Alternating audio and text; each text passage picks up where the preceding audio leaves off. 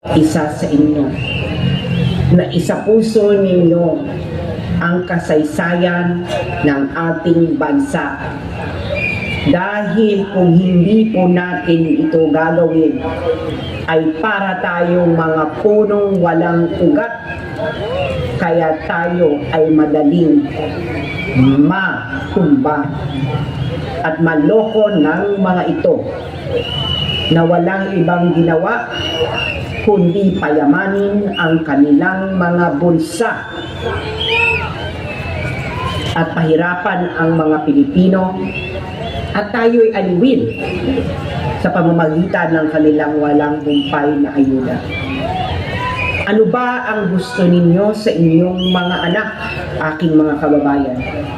Ang gusto ninyo ba sa susunod na henerasyon ay bansang ayuda o bansang may trabaho, bansang maayos ang development, bansang may kapayapaan, bansang pinaiiral ang diplomasya kaysa mga drama? Nasa inyong mga kamay kung ano ang mangyayari sa ating bansa. Kung magpapatuloy ang mga ginagawa ng mga ito, baka tayo ay hindi na makabangon muli at matagalan ulit ang ating minimiking pagbabago sa Pilipinas. Kita niyo ang ginagawa nila ngayon kay Pastor Quiboloy. Kung may kasalanan si Pastor Quiboloy, dapat siya ay ihabla sa tamang forum. Dapat bigyan siya ng karapatan na harapin ang kanyang mga nag-aakusa laban sa kanya at hindi ang nakatago ang mukha, dahil kahit naman sino pwede mong takpan ng mukha at gawing witness kahit kanino. Kaya itong ginagawa ng Senado ay isang pagmura sa karapatan ng isang tao na harapin ang kanyang mga akusado. Bakit kailangan yung ipahuli si Pastor Quiboloy kung hindi naman ikaw ang korte na naghatol na siya ay may sakit? Kaya itong ginagawa nila ay pinaiikot nila ang ulo ng taong bayan. Gusto nilang wasakin ang inyong samahan, dahil ang inyong samahan ang isa sa mga pinakamalaking sumusuporta sa mga Duterte. Hindi ba yan ang gusto nilang gawin? Ang pabagsakin ang mga Duterte. Dahil bakit? Dahil ang mga Duterte lamang ang balakid sa kanilang masamang pinaplano sa ating bansa. Diba? Nakipag-unitin sila noon. Pero anong ginawa nila? Last year, gusto na nilang warakin at sirain si Vice President Sara Duterte. Dinidinay nila si Inday. At ito ba ay ating pahihintulutan? Oo o hindi?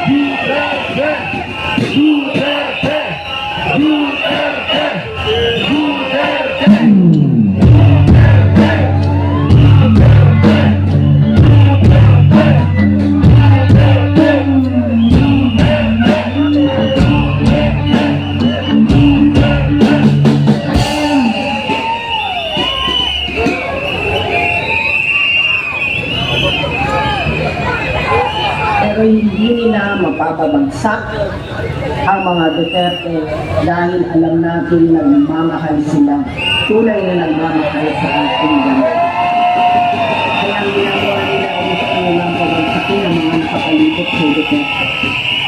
kasama niya dyan si Pastor Kibolor at ang inyong samahan.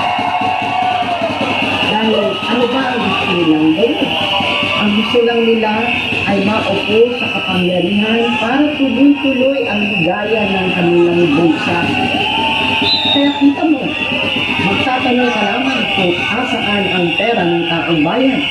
Sinasagot ka ng pabalang. At parang kasalanan mo pa na ikaw ay nagtanong at ikaw ay kukulong dahil lamang sa iyong gusto malaman kung saan napunta ang pera ng taong bayan. Anong petsa na? Marso na. Ngunit ni isa sa kanila ay walang gustong maglabas kung papaano nila ginastos ang pera ng bayan hanggang sa huling sentimo. Kung tama ang kanilang ginagawa kay Vice President Sara Duterte na tanungin kung saan niya ginastos ang pera ng taong bayan, tama rin naman na dapat sila ay managot kung papaano nila ginastos ang pera ng taong bayan hanggang sa huling sentimo.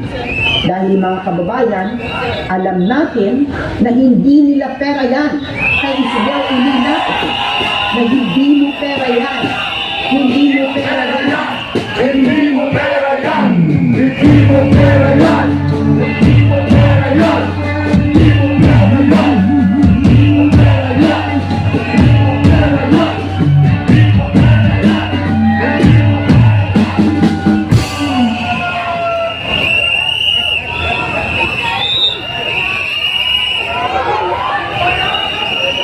Alam niyo po kung ano ang dapat na makakabuti sa ating bansa.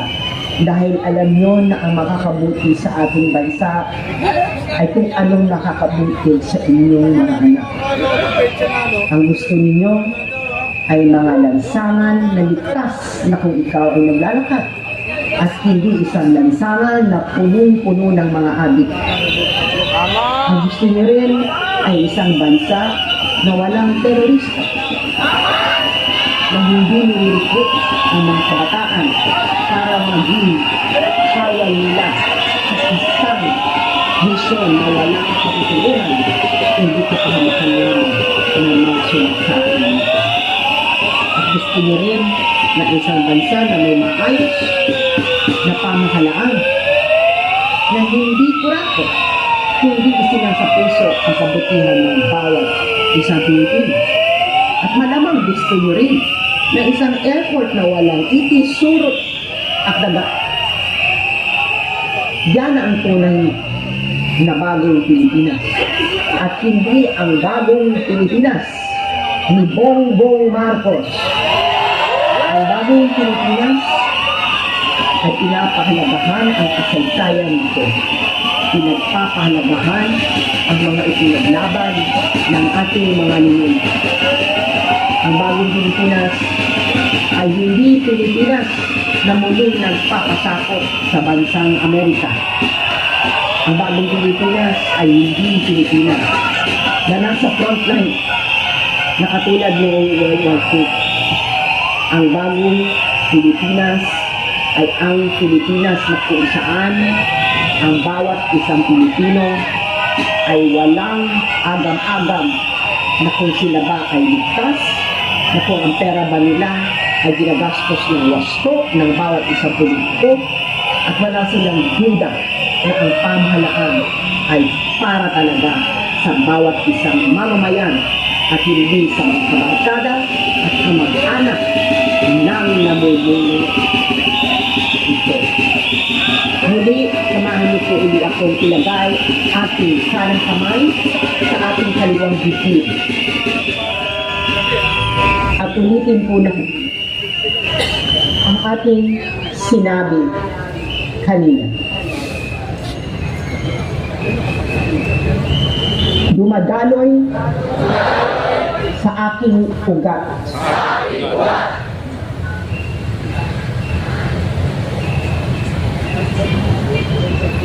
Ang dugo.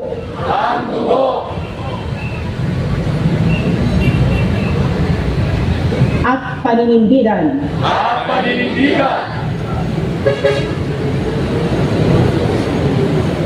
Ang aking mga ninuno.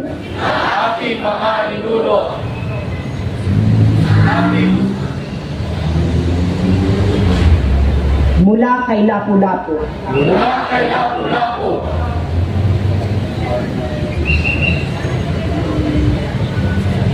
kay Sultan Kudarat, kay Sultan Kudarat,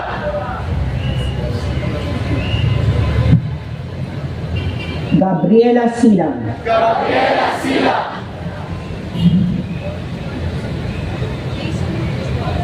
Andres Bonifacio, Andres Bonifacio, Jose Rizal,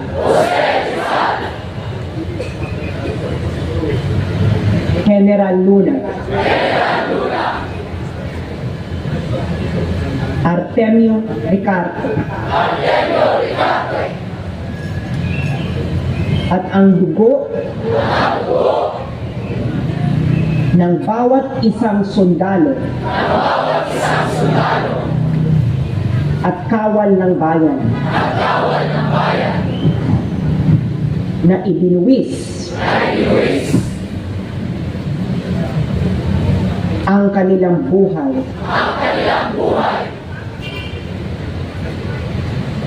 para sa bayan. Mahal ko ang Pilipinas.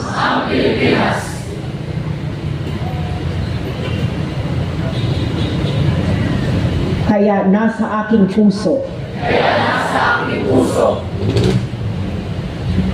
ang kanyang kasaysayan.